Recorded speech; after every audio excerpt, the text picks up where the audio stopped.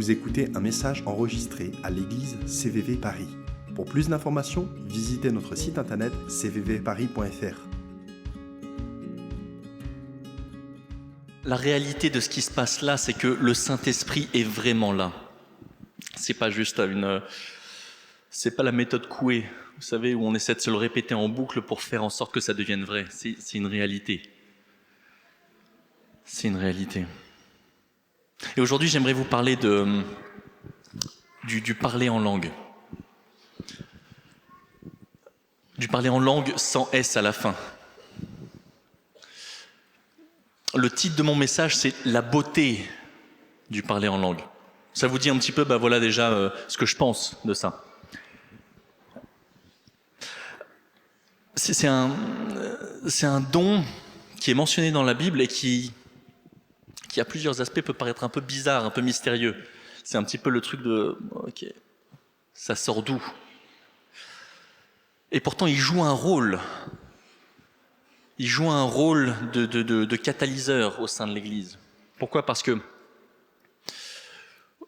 on a affaire à se parler en langue, soit parce que personnellement on a reçu le don du parler en langue, et du coup on le pratique pour ce que ça veut dire, soit parce qu'on est dans une église, comme ici, qui pratique le parler en langue, soit parce qu'on est dans une église qui au contraire ne pratique pas du tout le parler en langue, et parfois dit c'est un petit peu BS, quoi, c'est un petit peu n'importe quoi, c'est absurde ce charabia, blablabla, je sais pas quoi là. C'est bête, c'est pas une langue.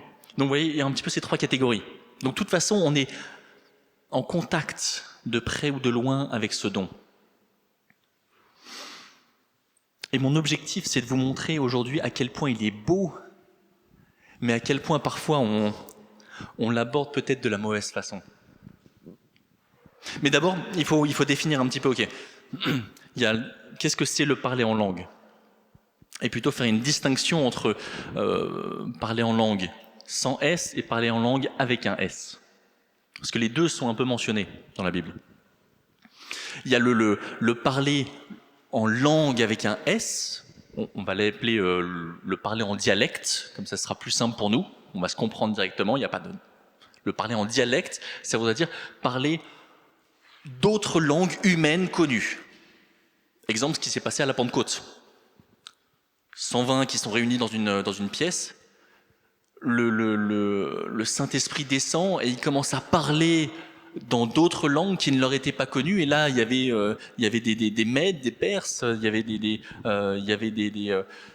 personnes de la Galatie, il y avait plein de personnes réunies et qui disaient « mais on les entend parler en notre langue, comment ça se fait ?» C'est ce qu'on appellera donc le parler en dialecte pour nous aujourd'hui. Parler en langue, S, égale parler en dialecte. Et ça permet de communiquer de façon surnaturelle l'évangile. Vous allez dans un autre pays, et j'ai entendu un jour cette histoire, le gars était en train d'essayer d'évangéliser à Jérusalem, et il parlait pas du tout le yiddish, et à un moment il a juste demandé à Dieu, mais donne-moi de parler en une autre langue pour que je puisse parler à cette personne devant moi. Et il s'est mis à parler en yiddish, un yiddish fluide, impeccable. Et la personne lui dit, mais où est-ce que vous avez appris ça ? Le gars lui a dit, je viens de l'apprendre de Dieu. Et il a pu annoncer l'évangile. Mais c'est pas ça dont on va parler aujourd'hui. C'est pas ce don-là. Pause. J'ai oublié de préciser. J'ai envie de changer un petit peu de format. Ma prédication, je vais essayer de la faire un chouïa plus courte, juste pour qu'on puisse avoir un temps de questions-réponses à la fin, si ça vous va. Si vous avez des questions que j'ai pas abordées, venez, on en parle ensemble. Ok ? On change juste un tout petit peu de format. Et après, on continue sur de la louange. Oui ? Elle a pas dit oui. Oui. Le don de parler en langue sans S. C'est un langage spirituel qui est adressé à Dieu. 1 Corinthiens, en fait, beaucoup de nos éléments, pour définir un petit peu ce que c'est, se trouvent dans le 14e chapitre de la première épître aux Corinthiens, donc 1 Corinthiens 14. Celui qui parle en langue ne parle pas aux hommes, mais à Dieu. Donc c'est de ce don-là dont on va essayer de parler un peu plus aujourd'hui. La glossolalie, ça s'appelle, c'est le mot grec. Ça ne vous parle pas, c'est pas de la prétention, c'est juste que si vous entendez parler de ça, c'est parce qu'on parle de ce don-là. Okay, et souvent dans nos églises, ça prend la forme d'un espèce de babillage désordonné. Et c'est ce qui est souvent critiqué, c'est des syllabes qui ressemblent à rien, et les détracteurs de ce don vont dire bah ouais, mais c'est pas une langue, c'est pas ordonné, c'est pas structuré, il n'y a pas de grammaire dedans, donc ça n'est pas une langue. Je désapprouve. Voilà ma théologie. C'est un outil, un don que le Saint-Esprit fait pour édifier. J'aime ce don parce qu'il est beau, parce qu'il vient de Dieu. Mais c'est un don qui crée la frustration. C'est le don de frustration, presque, on pourrait l'appeler. Pourquoi ? Parce que, point de théologie de ma théologie, vous avez peut-être entendu dire dans certaines églises, si tu es chrétien, si tu es baptisé du Saint-Esprit, alors tu parles en langue, tu peux parler en langue. Je ne pense vraiment pas que ce soit le cas. Tous les chrétiens ne parlent pas en langue. Et alors ? Et alors ? C'est pas grave. C'est pas grave. Or, 1 Corinthiens 12, verset 7, or, à chacun, la manifestation de l'Esprit est donnée pour l'utilité commune. À chacun. Chacun, si vous êtes ici, a reçu un don. Ça ne veut pas dire que vous avez reçu le don du parler en langue. Ça veut dire que vous avez reçu un don déjà manifesté ou dont la manifestation est en gestation. Mais vous l'avez reçu, ce don. À minima, un don par personne. C'est la façon dont Dieu fonctionne. Mais souvent, vous voyez, je suis arrivé dans ces églises et les personnes disaient tu parles en langue ? Et à ce moment-là, j'avais jamais parlé en langue. Et je leur ai dit, non. Ah ouais, mais c'est dommage, t'es chrétien ? Et vous voyez, en fait, ils étaient en train de dire, est-ce que tu as reçu le Saint-Esprit ? Alors si je suis chrétien, c'est que j'ai reçu le Saint-Esprit. Si tu ne peux pas croire en Dieu, tu ne peux pas louer Dieu, tu ne peux pas dire Christ est vivant et c'est un Dieu glorieux si tu n'as pas le Saint-Esprit en toi. Ça, je ne peux le faire que parce que Dieu m'a révélé, Dieu m'a ouvert les yeux et Dieu a rendu mon cœur sensible à sa présence. Et pire, ils étaient en train de dire, alors, t'as pas le Saint-Esprit, mais en fait, t'es pas sauvé. Pourquoi ? Parce que si tu parles pas en langue, ça veut dire que t'es pas chrétien. Si t'es pas chrétien, t'es pas sauvé. Si t'es pas sauvé, t'appartiens pas à Dieu. Si t'appartiens pas à Dieu, c'est pas cool. Juste parce que je parlais pas en langue. Et il y a cette pression qui est mise. Et je me dis, c'est tellement dommage. C'est tellement dommage parce qu'on prend un cadeau. Et vous savez, c'est comme parfois les enfants, et moi, ça m'énerve chez les enfants. Ça m'énerve chez les enfants. Vous savez, vous donnez un cadeau parce que c'est son anniversaire à un enfant, et il y a l'autre enfant qui est à côté et qui regarde et dit, moi, j'ai pas de cadeau. Je veux le même cadeau. Mais en fait, on fait pareil. On fait pareil, des fois. Et on se dit, mais il a le parler en langue, il me faut le parler en langue. Paul a prié pour quelqu'un qui était mort, cette personne est ressuscitée. Quand est-ce qu'on s'est battu la dernière fois pour avoir le don de ressusciter les personnes ? C'est pas une bataille, ça. Hein. C'est trop touchy, donc on se dit... le gars, il se relève ou il se relève pas, c'est la preuve du don. Hein. Ah, j'ai pas le don, c'est pas grave. Pour le parler en langue, là on se dit, tiens, tu sais quoi, tout le monde peut l'avoir. Disclaimer, parce que je pense que il y a des personnes qui n'ont pas le don de parler en langue et qui imitent juste le fait de parler en langue. Pourquoi ? Parce que Et ça, c'est une chose qui me rend triste dans l'Église, c'est qu'on a réussi à créer un système de pression sociale où si tout le monde parle en langue, ben moi aussi je dois parler en langue alors. Mais c'est faux. C'est faux, tu ne dois pas parler en langue. C'est chouette si tu parles en langue. C'est une bénédiction parce que c'est un don de Dieu si tu parles en langue. Mais ce n'est pas un devoir de parler en langue. Tu n'as pas l'obligation. Et je veux qu'on arrête cette espèce de pression sociale de dire l'Église, c'est le lieu où tout le monde doit parler en langue, où tout le monde doit avoir les mêmes dons. Mais c'est faux. C'est faux. Je prêcherai dans quelques semaines sur le don de prophétie. Ben, vous connaissez ma théologie. Hein. Tout le monde n'a pas le don de prophétie et c'est pas grave. C'est pas grave parce que c'est chouette qu'on soit différent. C'est une beauté. C'est le fait de voir quelque chose du Saint-Esprit qui est manifesté chez l'autre. Même si je ne l'ai pas. Je n'ai pas à être enfantin et égocentrique à me dire « Oui, mais moi je ne l'ai pas, moi je ne l'ai pas, moi je ne l'ai pas. » Chouette que l'autre l'ait, c'est chouette. Que l'autre découvre des merveilles de Dieu. Quel bonheur. Même si moi je ne l'ai pas, quel bonheur. Donc je ne peux pas vous apprendre à prier en langue. Parce que je n'ai pas de méthode.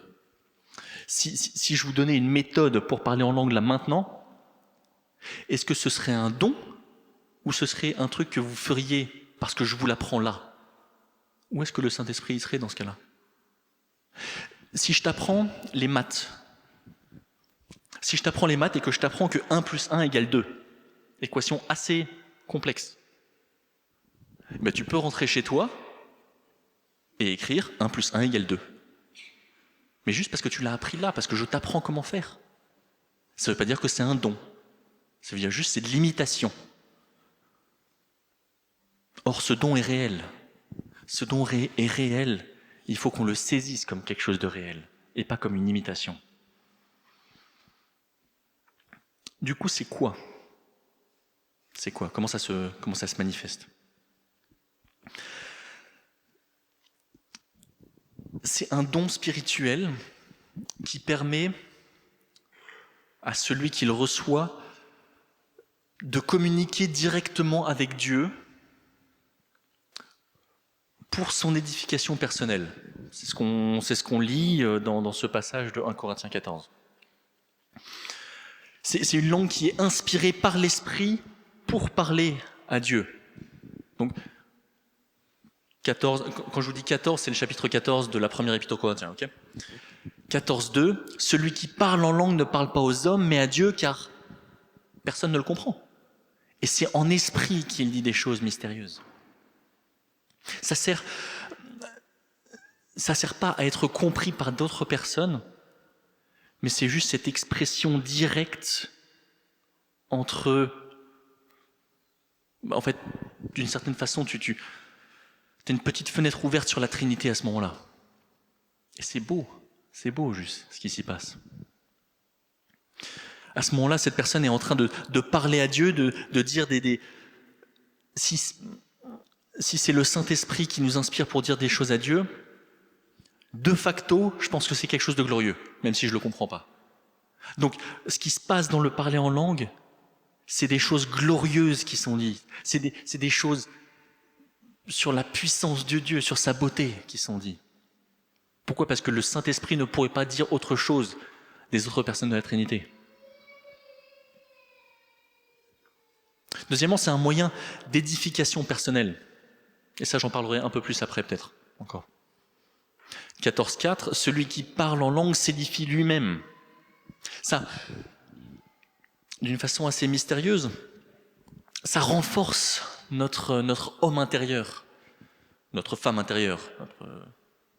C'est pas genré, là. Hein. L'être intérieur. C'est-à-dire que ça nous bâtit, ça nous renforce, ça renforce la structure spirituelle de qui on est. Langage assez ésotérique peut-être. Hein.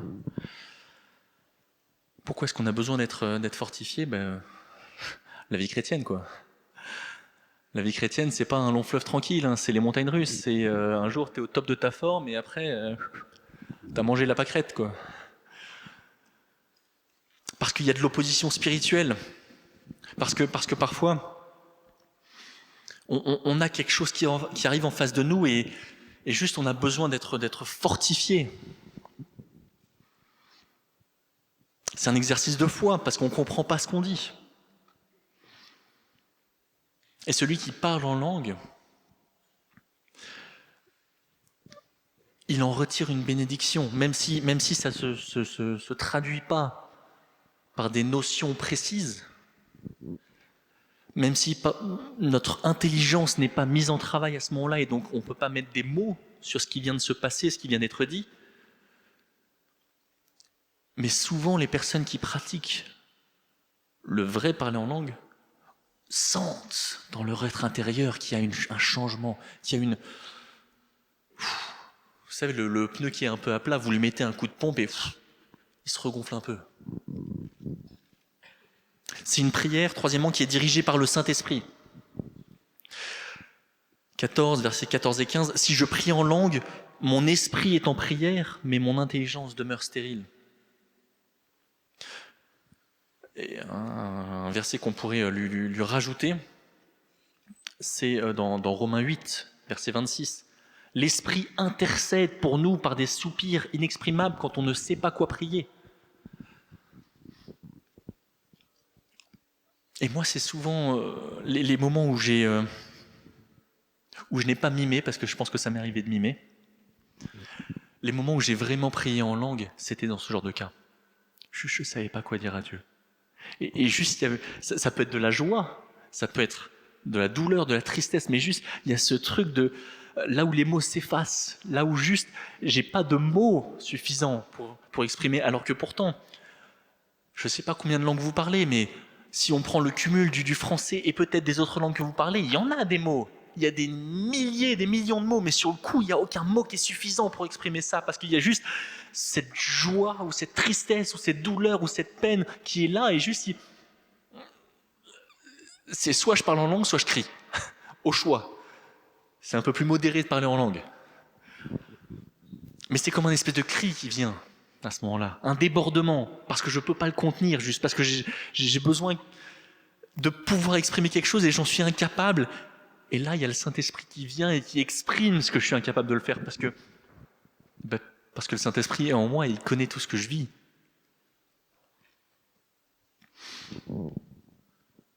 Mais le fait que notre intelligence demeure stérile, ça ne veut pas dire qu'on fait n'importe quoi quand on parle en langue. Vous savez, si je me pose là, je me cure les ongles et je parle en langue, moi j'ai envie de vous dire, tu parles à Dieu ou pas ? Un peu de respect. Pratique le don. Pratiquez le don si vous l'avez. Si vous ne l'avez pas, demandez ce don. Je ne sais pas si vous l'aurez, mais demandez.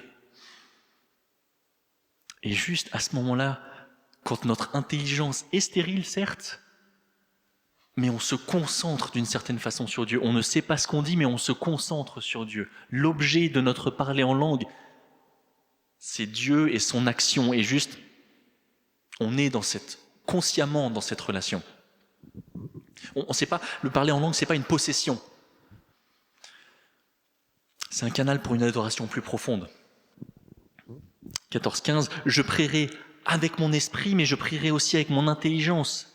Je chanterai avec mon esprit, mais je chanterai aussi avec mon intelligence. Parce que on parle en langue, et après ça redescend, on est là. Et du coup, ça, vous savez, ce petit coup de pompe, ça nous donne cet entrain pour aller plus loin. Et pour louer Dieu maintenant dans une langue intelligible. Si je parle en langue, c'est pas pour juste, hop, c'est bon. C'est pour que après, ça descende et que ça continue. Ici, là, maintenant. Ça nous renouvelle. Ça nous renouvelle et d'une certaine façon, ça apporte une forme de repos, j'ai presque envie de dire. Parce que là où on lutte pour essayer de parler, parce qu'on lutte pour essayer de trouver les mots justes, parce qu'on ne sait pas quoi prier, et juste à ce moment-là, on s'attend à Dieu. Parce que c'est un Dieu qui est bon. C'est un Dieu qui est doux. Et du coup, quand on rentre dans cette attitude du vrai parler en langue, il y a une douceur qui vient avec. Il y a un repos de l'esprit qui est là et qui dit, mais qui nous fait comprendre, tu es aux commandes de tout. Et je peux me délaisser sur toi. Je peux m'appuyer sur toi parce que c'est ce que se parler en langue me fait comprendre. Dieu contrôle toutes choses.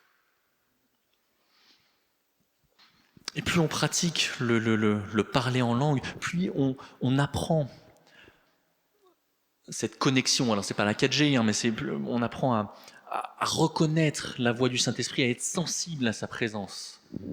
Pourquoi ? Parce que quand on parle en langue, on est en train de se mettre à disposition du Saint-Esprit. Tous les autres dons sont ça, ont un petit peu cette même racine de nous rendre sensibles à la voix de Dieu. Et j'ai envie de dire que le parler en langue, c'est un don qui appelle à aller plus loin, qui appelle à ouvrir sur d'autres dons. Paul qui nous dit « Et je désire que vous parliez tous en langue. » Et c'est ma prière aussi. Franchement, j'aimerais que tous ici parlent en langue, parce que c'est beau comme don. Mais du coup, cherchez plutôt la prophétie. Je voudrais que vous parliez en langue, mais bien plus, je préférais que vous prophétisiez tous. Et donc en fait, le parler en langue devrait nous encourager à dire, mais je veux plus de toi, Saint-Esprit. Je veux plus de toi, et du coup, ouvre-moi à d'autres réalités spirituelles encore. Pour aller plus loin, pour plus te connaître, pour plus te servir, pour plus te louer dans la grande assemblée.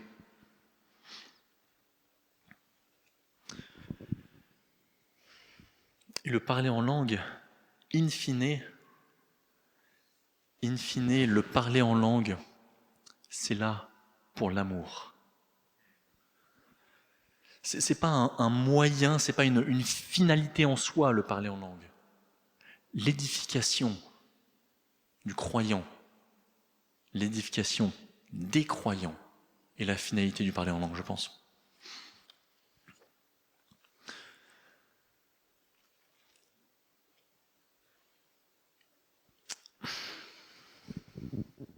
On développe vraiment cette sensibilité spirituelle. Et parfois, j'ai l'impression que des églises où je suis allé, mon but, c'est pas de cracher sur les autres églises, vraiment pas. Parce que c'est des églises où j'ai rencontré des belles choses et des belles personnes, vraiment. Mais toute église a toujours ses travers. On a nos travers ici, nous. On n'est pas parfait, hein. Et je pense que parfois, le don du parler en langue, on peut en faire le don de la frustration ou le don de l'orgueil. Allez sur YouTube et vous verrez le nombre de prédicateurs qui vont commencer à parler en langue au micro, etc. Mais lis ta Bible et explique-moi pourquoi à ce moment-là tu es en train de parler en langue. Alors qu'il dit, mais c'est inutile ce que tu fais. Paul nous dit, si tu parles en langue comme ça devant tout le monde et c'est pas interprété, tu parles dans le vide, tu parles en l'air. Tais-toi. Mais pourtant, il parle d'un beau don, d'un don spirituel. Donc c'est juste qu'il y a une façon de le pratiquer. Et là où certains ont peut-être fait un don de l'orgueil, je parle en langue. Et on pourrait se dire, mais Paul il dit, je parle en langue plus que vous tous. Je pense vraiment pas que ce soit de l'orgueil. Pourquoi ? Parce que je pense que Paul avait une compréhension assez fine de ce qu'est le parler en langue. Et j'ai essayé de me poser un peu la question, ok, mais du coup, ça devrait susciter quoi, le parler en langue ? Voilà un petit peu le schéma, okay, si on parle en langue. Le parler en langue est possible parce que j'ai le Saint-Esprit en moi.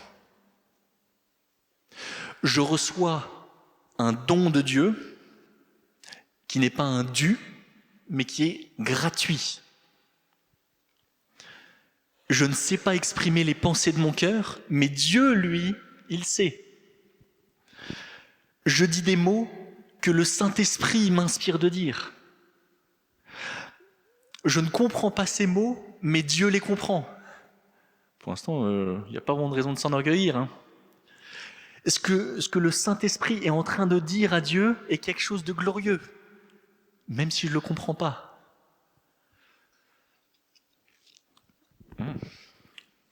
Donc, le Saint-Esprit en moi, je reçois un don gratuit. Dieu sait ce qu'il dit, moi je n'en sais pas. C'est l'Esprit qui m'inspire de le dire. Dieu comprend ce que je dis, même si moi je ne le comprends pas. Le Saint-Esprit dit des choses glorieuses, moi je ne les comprends pas. Si je veux comprendre ce que je suis en train de dire, alors je dois demander à Dieu, parce que je suis incapable de le comprendre, et c'est lui qui va m'accorder à moi ou à quelqu'un d'autre d'avoir l'interprétation. Tout vient de Dieu. Tout vient de Dieu là-dedans. Ce qui, du coup, si l'interprétation vient, ce serait aussi un don gracieux, parce que ce n'est pas mérité, l'interprétation des langues. Si cette interprétation m'est donnée, alors j'aurai besoin du Saint-Esprit pour qu'il ouvre mon cœur et que je reçoive cette parole, pour qu'il rende mon cœur sensible à ce que l'Esprit est en train de dire. Et alors, ça me pousserait à louer Dieu encore plus. À quel moment je peux m'enorgueillir d'avoir le Saint-Esprit, enfin le don du parler en langue? À quel moment, dans toute cette liste, il y a moi qui suis en train de dire « j'ai le parler en langue ». Tout vient de Dieu.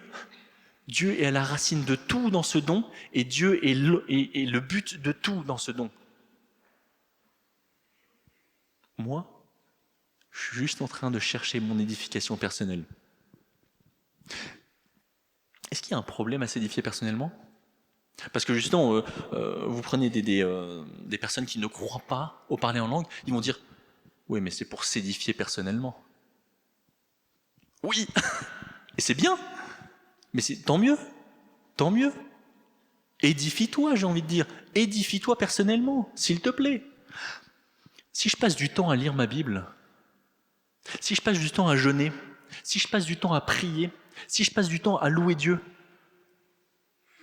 ça s'appelle s'édifier tout ça, non? Est-ce que tu vas me dire, tu serais pas en train de t'édifier personnellement par hasard là? Mais c'est bien de s'édifier personnellement. Et au final, si je fais tout ça, est-ce que vous n'allez pas en tirer quelque chose après? Est-ce que j'ai tort de chercher à m'édifier? Je pense que justement, l'erreur de beaucoup de chrétiens, c'est qu'ils savent très bien édifier les autres, mais ils ne savent plus s'édifier eux-mêmes. L'amour pense aux autres et non à lui-même. La finalité du parler en langue sera de rejaillir sur l'Église. Ça ne va pas rester juste entre toi et Dieu. Parce qu'au fur et à mesure que je prends toujours l'exemple de la roue, au fur et à mesure que tu te repompes, que le Saint-Esprit te remet de l'air, où est-ce que tu vas aller après? Chante la gloire de Dieu. Et donc du coup, là, moi, si je passe du temps à m'édifier, ça rejaillit sur vous.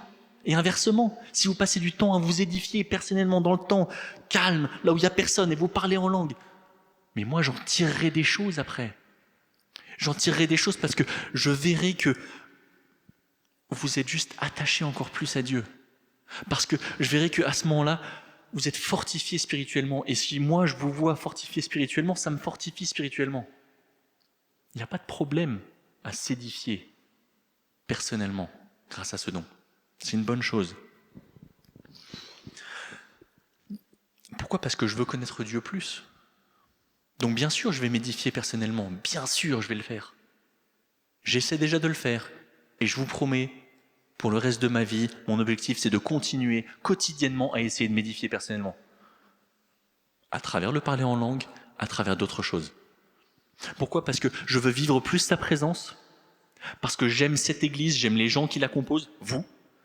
Et que du coup, je veux être un meilleur ancien, je veux être un meilleur enseignant, je veux être un meilleur pasteur, je veux être un meilleur père pour mes enfants, un meilleur mari pour ma femme, je veux être un meilleur ami pour mes amis, je veux être un meilleur fils pour ceux qui sont mes parents. Et pour tout ça, j'ai besoin d'être édifié spirituellement, pour pouvoir être une meilleure personne et être transformé de gloire en gloire à l'image de Christ. Quel est le problème avec le fait de s'édifier personnellement? C'est le but de la vie chrétienne. Donc pratique le parler en langue si tu l'as, et ne laisse personne te dire « T'es pas un peu égocentrique ?» Non, je vis la vie chrétienne.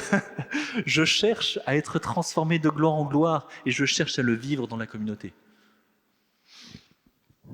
Aime ton prochain comme toi-même. Comme toi-même, ça veut dire savoir s'aimer. Si je veux vous aimer, vous mes prochains, ça veut dire que je dois savoir comment m'aimer.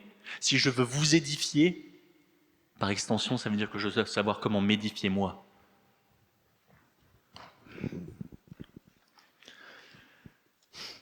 Mais l'interprétation des langues appelle à un autre don, appelle à un don complémentaire, celui d'interpréter les langues. Surtout si ça vient ici dans l'Assemblée. Je pense que majoritairement la place du parler en langue, et je pense le tirer de la Bible, devrait être dans la sphère privée ou juste, si tu loues, mais parle en langue très bien. Mais si tu l'exposes devant, et je tiens à remercier Adé qui est là-bas, parce que je trouve ça vraiment chouette la façon dont tu le fais. Parce que souvent, tu sais que quand tu as le parler en langue qui vient, tu le fais à haute voix et tu attends l'interprétation, et parfois tu la reçois toi-même. Et je trouve ça chouette. Et je te remercie pour ça, parce que c'est une façon sage de le faire, c'est une façon qui honore Dieu. Donc merci à toi, Adé. Et du coup, l'interprétation, si vous avez le parler en langue, ce que nous dit Paul, c'est si tu as ce don, cherche aussi, demande à Dieu d'en avoir l'interprétation. De facto, ça appelle à chercher d'autres dons. C'est ce que je vous disais tout à l'heure. Pour l'édification de l'Église. Parce qu'il y a un usage qui devrait être structuré. Et donc, par exemple, moi, voilà, si on se mettait à tous parler en langue, j'avoue que dans ce genre de cas, moi, je ne parle pas en langue. Je fais un petit blocus silencieux. Je fais exprès de ne pas parler en langue et d'utiliser mes mots, parce que je pense que c'est pas une belle façon de le faire. Conclusion. Et on va avoir un temps de questions-réponses, si vous avez des questions. Sinon, on aura de la louange, et dans tous les cas, j'espère qu'on aura de la louange. Le parler en langue, c'est un don qui est tellement beau et qui devrait nous pousser à l'humilité, parce que il intervient souvent quand on ne sait pas quoi dire et que du coup on s'attend à Dieu qui fait tout à notre place. Là où on n'a pas de force, Dieu nous donne de la force. Là où on est à plat, Dieu nous repompe. Là où on est juste débordant de joie et qu'on ne sait pas comment l'exprimer, le Saint-Esprit sait. Et il l'exprime pour nous. Et il se réjouit avec nous. Donc je vous propose d'essayer d'alterner. Si vous parlez en langue, alternez entre parler en langue et ensuite parler en langue claire. Parce que l'un va influencer l'autre. C'est des allers-retours qui sont faits. Si vous n'avez pas le parler en langue, si vous n'avez pas reçu ce don, je ne peux pas vous dire que vous allez le recevoir. Mais je peux vous dire que je veux bien prier pour vous et qu'on est plusieurs à bien vouloir prier pour vous. Le résultat, ça ne dépend pas de moi. Je ne peux pas vous dire méthode A, B, C, D, c'est bon, tu parles en langue. C'est parce que ce serait faux de ma part. Et je veux que le Saint-Esprit soit en vous, pas du mimétisme. Donc juste, si vous n'avez pas reçu ce don, aspirez à ce don et demandez-le. Non, il a gagné. Ta-da-ta. Et ceux qui ont déjà ce don, pratiquez-le encore plus. Et juste, soyez toujours dans cette attitude d'humilité, sachant que tout dans ce don provient de Dieu et est pour la gloire de Dieu. Voilà. Est-ce que vous avez des questions ? Oui. De se moquer du Saint-Esprit ? Non. Ouais, n'attristez pas le Saint-Esprit, ou se moquer du... Moi, j'ai été élevée comme ça, genre c'était vraiment pas bien. Et je me demandais, qu'est-ce que ça voulait dire ? Est-ce que ça voulait dire imiter ou mimer quelqu'un qui parle en langue ? Mais, ouais. Est-ce que c'est de la moquerie ? Qu'est-ce qui est inadmissible ? Si tu vois ce que je veux dire. Alors, je pense que ne pas attrister le Saint-Esprit, C'est dans un contexte où le Saint-Esprit te révèle des choses et en fait tu refuses d'agir conformément à ces choses. Il te révèle ça, il te révèle ça et finalement, non, tu le fais pas. Et tu sais que Dieu est en train de te parler, Dieu est en train de te révéler, ne pêche pas, et finalement tu vas quand même pécher. Je pense que le premier contexte, c'est ça, mais si on l'appliquait à notre thème là, je pense que d'une certaine façon, ceux qui imitent et savent qu'ils sont en train d'imiter, et qu'ils sont juste en train de se soumettre à cette pression sociale, je pense qu'effectivement, d'une certaine façon, ils sont en train de se moquer du Saint-Esprit. Ils sont en train de se moquer de ce beau don qui est beau, mais pas d'une façon méchante.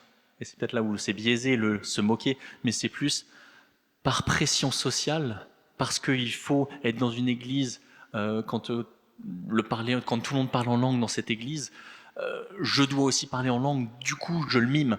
Et en fait là je pense que ce serait faux et ce serait dommage. Ce serait dommage et ce serait pas respecter le libre choix de Dieu de donner gracieusement comme il veut, par amour. Ce serait forcer et dire moi je mérite le don. Du coup de facto c'est plus un don. Merci à toi.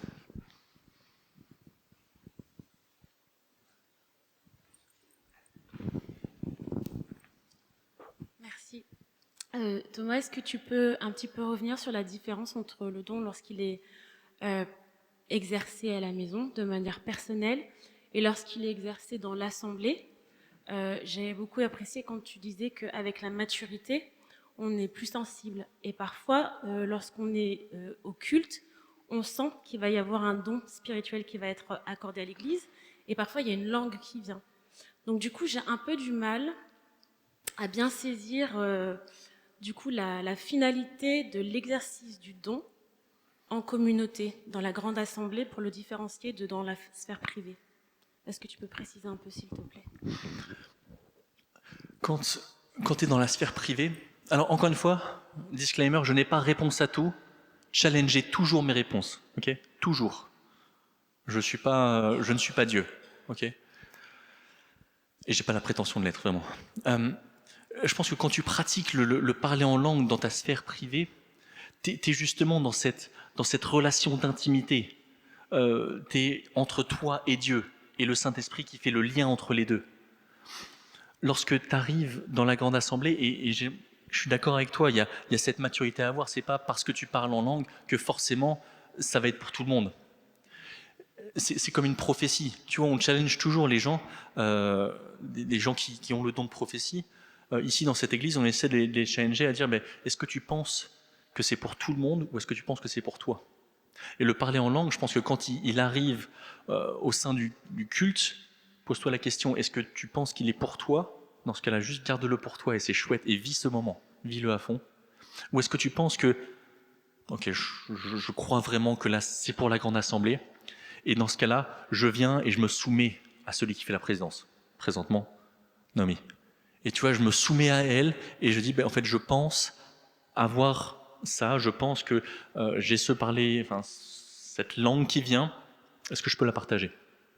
Et je me soumets à ça. Et ça, je pense que c'est l'exercice de la maturité. Pourquoi? Parce que je suis pas seul dans cette église, et il y en a qui ont plus de maturité que moi, plus de discernement que moi, et notamment la personne qui fait la présidence. Quand elle fait la présidence, tout son objectif, tout ce que cette personne fait dans la présidence, c'est de se dire où est-ce que tu vas Dieu? Où est-ce que tu vas Dieu? Où est-ce que tu vas Dieu? Où est-ce que tu vas Dieu? Alors que moi, j'arrive avec mon petit parler en langue et je dis ouais, je pense que c'est ça. Soumettons-nous les uns aux autres.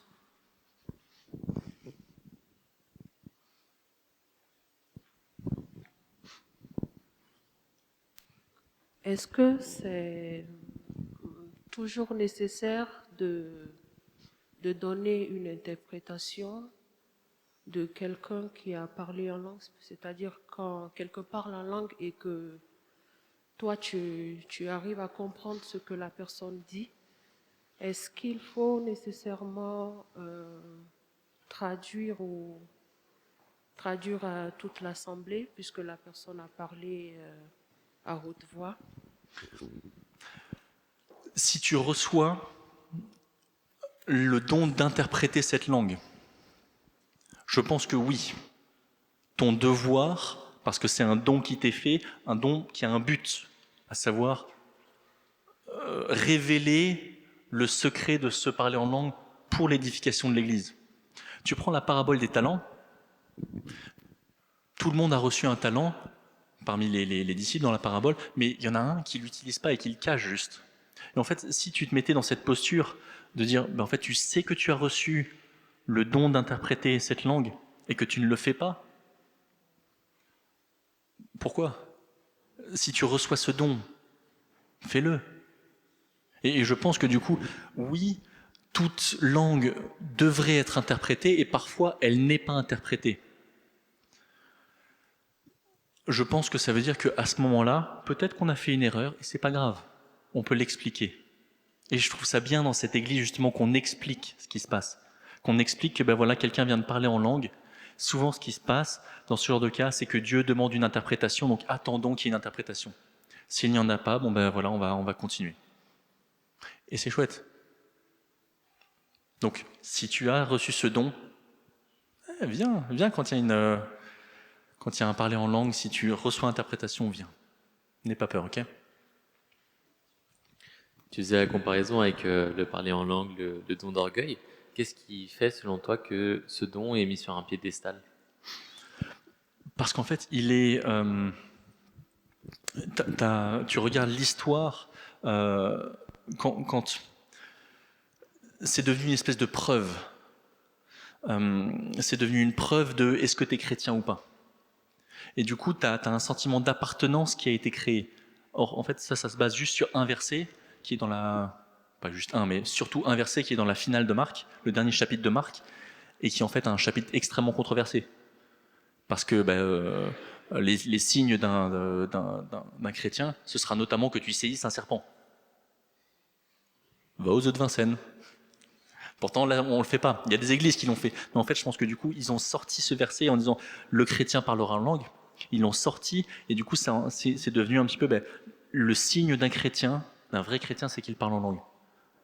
Ça, plus d'autres versets. Et je pense que c'est une erreur. Je pense que c'est une erreur, et que du coup, c'est le don qui peut être le plus facilement manipulé avec celui de la prophétie. Pourquoi ? Parce que si tu parles les mystères de Dieu, vrai de parler en langue, faut parler en langue, qui le saura, c'est entre toi et Dieu. Et donc je pense que c'est pour ça que finalement, par souci d'appartenance, et parce que ça nous fait nous différencier un petit peu de... les Corinthiens, c'était ça. Hein. Paul n'est pas contre le parler en langue, il est pour le parler en langue. Et il dit, mais je parle en langue plus que vous. Mais, parce qu'en fait, ce don qui devait être, si on devait faire une gradation, le plus petit des dons, est devenu le plus grand des dons dans cette église. Parce qu'ils l'ont pris, parce que c'est juste le plus visible et le plus bizarre. Parce que dans les religions à mystère de l'époque, en fait, c'était des personnes qui étaient en transe. Et en fait, les Corinthiens viennent d'un système aussi où le parler en langue était utilisé dans ces religions et que c'était souvent les prophètes et les prophétesses qui l'utilisaient et qui, du coup, tout le monde allait les voir et s'incliner devant eux. Et donc, du coup, de facto, tu sais qu'il y a le principe de l'orgueil qui va être sous-jacent.